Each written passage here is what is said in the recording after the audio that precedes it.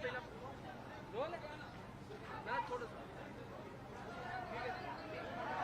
सर्वात पहिला प्रश्न तर काल ज्या पद्धतीने 6 खासदार सामील झाले एकनाथ शिंदे गटामध्ये आणि आता पुन्हा हे सांगितलं जातं की त्याच पद्धतीने विधायक जे आमदार आहेत ते सुद्धा सामील होणार आहेत, त्याची प्रक्रिया सुरू झालेली आहे. ऑपरेशन टायगर 2 सुरू झालेली आहे. कसं आहे, भाजप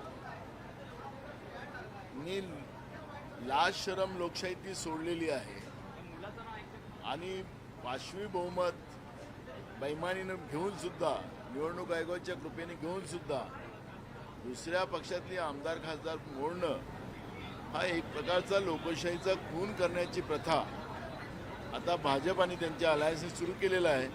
त्यामुळे मला असं वाटतं की ही चर्चा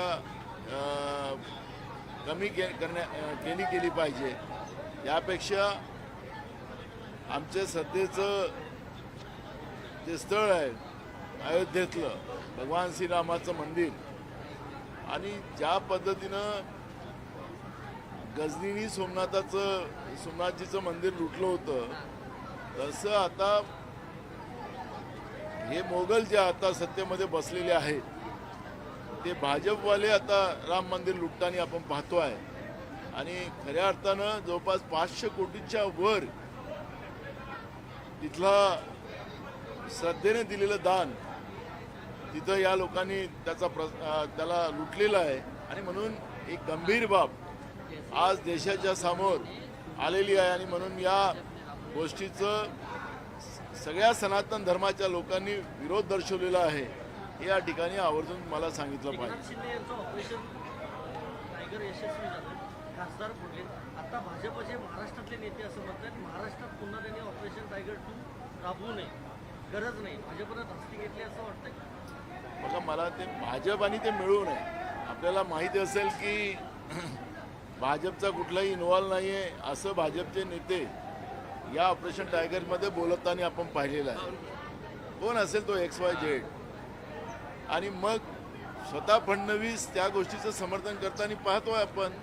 तर भाजपवाले काय बोलतात आणि काय नाही बोलत त्याच्यावर फार गांभीर्याने घेऊ नका. यांना लोकशाहीच नको, लोकशाहीचे मुद्दे पाडायचे आहेत अशा पद्धतीची व्यवस्था भाजपने निर्माण करून ठेवलेली आहे. म्हणून भाजपच्या या वाक्याला फार काही तुम्ही माध्यमांनी सुद्धा गांभीर्याने घेण्याचं कारण नाही.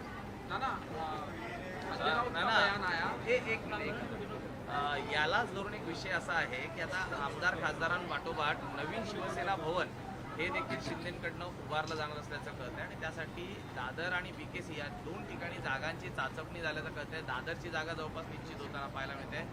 एकीकडे उद्धव ठाकरे यांच्या पक्षाचं शिवसेना भवन असताना दादरमध्येच आता शिंदेच्या शिवसेना पक्षाकडनं शिवसेना भवन उभारलं जात आहे. सरकार आहे, सरकारमध्ये पैसा आहे, पैसा आणि सत्ता असं जे समीकरण आहे ते तुम्हाला उद्या ताजमहल कुठं बांधायचं असेल तर हे सरकार आपल्या महाराष्ट्रामध्ये कुठेही बांधू शकते. एवढा पैसा यांच्याजवळ व्यक्तिगत आलेला आहे. त्यामुळे मला वाटतं की ही फजूल चर्चा आहे. त्यामुळे शिवसेना भवन नवीनवालं कुठं बांधायचं नाही बांधायचं तो त्यांचा प्रश्न. संजय राउत का बयान आया कि मुख्यमंत्री एकनाथ शिंदे वो पेट से थे और 6 खासदार को पैदा किया नंदनवन में, इस तरह से अभी बयान दिया. देखो, मेरे को ये इतने निचले लेवल पे हम बात नहीं करेंगे, लेकिन मैंने कई बार कहा कि ये लोकशाही की हत्या है और इसका समर्थन कोई नहीं करेगा. और मुझे लगता है कि ये सब जो स्थिति बनते जा रही है ये हमारी लोकतांत्रिक व्यवस्था के लिए खतरा पैदा हो गया है. अभी बीजेपी पार्टी का बयान देखे गए कि 1 नेशन 1 पार्टी नो इलेक्शन, इस तरह से बयान. वही सबको डर लगा हुआ है कि 2029 तक चुनाव प्रक्रिया होगी कि नहीं होगी, ये सबको डर लगा हुआ है. जिस तरह से बीजेपी लोकतांत्रिक व्यवस्था की रोज हत्या कर रही है और जिस तरह से माहौल बनते जा रहा है, इसलिए सबको डर है कि लोकतांत्रिक व्यवस्था का अंत 2029 तक ख़त्म होगा. और इसलिए जिस तरह से बीजेपी काम कर रही है उसका अंदाज बनाया जाता है कि ये वास्तविक हो सकता है। लेकिन अब बात चल रही है खासकर एमपी को तोड़ने के बाद अब बात चल रही है कि विधायकों को भी तोड़ा जाएगा, उसकी भी प्रक्रिया शुरू हो गई क्योंकि कल 4 विधायक उनकी बैठक में शामिल नहीं हुए।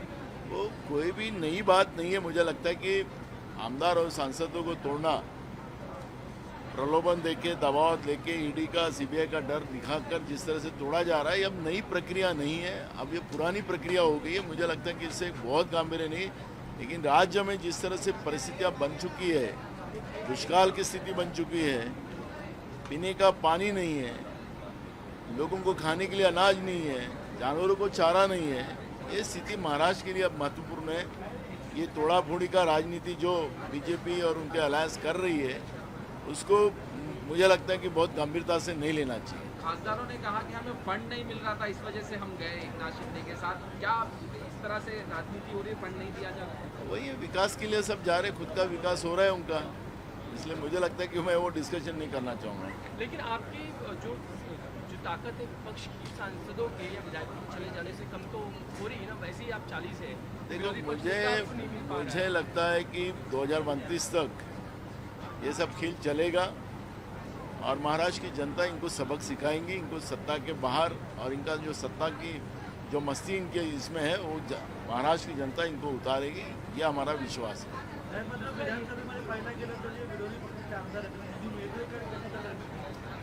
विरोधी पक्षाच्या आमदारांना निधी मिळत नाही आणि याचं परिस्थिती फार गंभीर झालेली आहे। सत्ता पक्षामध्ये तीच परिस्थिती आहे। काय राज्याच्या तिजोरीत पैसे आहे की नाही, आपण पाहिलं असेल की काल राज्याच्या मुख्यमंत्र्यांनी जी पुरवणी मागण्या केलेल्या आहेत त्या जवळपास राज्याच्या बजेट एवढ्या मांडलेल्या आहेत। म्हणजे या सरकारचा दिवाळा निघालेला आहे अशा पद्धतीची परिस्थिती आज झालेली आहे।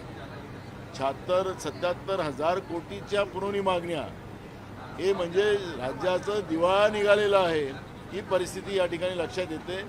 आणि म्हणून हे सरकार कागदावरच बजेट मांडतं का, वस्तुस्थितीला पैसे आहेत की नाही, आणि जे लोकांचे जीएसटीच्या रूपाने आणि विविध टॅक्सच्या रूपाने पैसे गोळा केले जातात ते पैसे नेमके कुठं टाकले जातात याची श्वेतपत्रिका राज्य सरकारने जाहीर करावी, अशी भूमिका आम्ही या अधिवेशनात मागणार। आज जो है केंद्रीय कृषि मंत्री ने आज एक बैठक बुलाई है और बैठक का विषय है अल्नीनो को लेकर जो कुछ खतरा पूरे महाराष्ट्र में, पूरे भारत भर में होना है। ऐसे में सभी कृषि मंत्रियों और सचिवों की बैठक के बैन महत्वपूर्ण है, तो उसको किसी तरह से देखते हैं, किस तरह के आप कुछ सजेशन करने वाले बताओ। देखो, जब अल्नीनो का परिणाम इस साल बारिश न होने का अंदाज आ गया था, सरकार ने, केंद्र सरकार और राज्य सरकारों ने इस तरह की भूमिका रखी थी। जब सरकार को ये मालूम था तो सरकार ने डैम का पानी, तालाब का पानी, नदियों का पानी, जिसको जिस तरह से उसका सिंचन के लिए उपयोग किया गया, वो पानी को रोक सकती थी सरकार, लेकिन सरकार ने रोका नहीं। सब कुछ हम ला सकते हैं, लेकिन पीने का पानी कहाँ से लाएंगे? ये सरकार खुद ही अपनी इस सत्ता की मौज में लगे हुई है। जनता की चिंता यह सरकार में नहीं है, और इस साल ये अल्नीनो का जो परिणाम आने वाला है उसका परिणाम आम जनता को भुगतना पड़ेगा। मैं तो हमेशा एक बात कहता हूँ कि बीजेपी की सरकार में कोई लोग गोली से मरेंगे, कोई बगैर पानी से मरेगा, कोई बगैर अनाज से मरेगा, लेकिन सबको मारने की व्यवस्था केंद्र की, नरेंद्र मोदी की और बीजेपी की राज्यों की सरकार ने बना के रखी है। ये वास्तविकता लोगों के सामने रखना चाहूँगा। नाना, बीडमध्ये एक तरुण भांडण सोडवण्यासाठी गेला होता, मात्र त्याची हत्या झाली। तिथले स्थानिक नेते आरोपीला वाचवण्याचा प्रयत्न करतात, असं कुटुंबांचं म्हणणं आहे। आंदोलन सुरू आहे। राज्यामध्ये कायदा सुव्यवस्थित राहिला नाही आहे। बीड त्याचं सगळ्यात मोठं उदाहरण आहे। आता अशोक खरातसारखा माणूस आता निर्दोष सुटतो काय, अशा पद्धतीची परिस्थिती आता निर्माण झालेली आहे। राज्यामध्ये महिलांची अब्रू असेल, राज्यामध्ये गुंडागर्दी असेल, खून खराबा असेल, लूटमार असेल, महिला असुरक्षित असतील, हे सगळे प्रकरण चाललेले आहे। ड्रगचा मोठ्या प्रमाणात महाराष्ट्रामध्ये प्रादुर्भाव आहे।